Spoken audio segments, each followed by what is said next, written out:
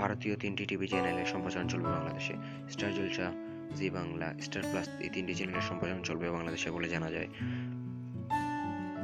আজ বিচারপতি মঈনুল ইসলাম চৌধুরী ও বিচারপতি জে.বি.এম. হাসানের সমন্বয়ে গঠিত হাইকোর্ট বেঞ্চ এ রায় দেন। রায়ের ফলে 3 টিভি চ্যানেলের সম্প্রচার চলবে বলে জানিয়েছেন আইনজীবীরা। এর আগে 25শে জানুয়ারি রুলের শুনানি শেষে আদালত আজ 29শে জানুয়ারি রায়ের জন্য দিন নির্ধারণ করে। আজ বেলা 11:30টা থেকে 1টা পর্যন্ত রায়ের ঘোষণা করা হয়। হাইকোর্টে এই রায়ের বিরুদ্ধে আপিল করে বলে জানিয়েছেন রিটের পক্ষের আইনজীবী এখলাস উদ্দিন ভূঁইয়া।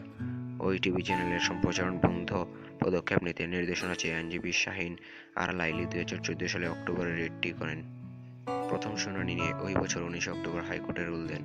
রুলে 3টি টিভি চ্যানেল সম্প্রচারের বন্ধ কেন নির্দেশ দেওয়া হবে না তা জানতে চাওয়া হয়। তথ্য সচিব, স্বরাষ্ট্র সচিব, বিটিআরসির চেয়ারম্যান ডিজি যাদু ব্র্যান্ডবন্ড লিমিটেডের চেয়ারম্যান সহ বিবাদীদের এই রুলের জবাব দিতে বলা হয়। এই রুলের উপর 8 জানুয়ারি শুনানি শুরু হয়।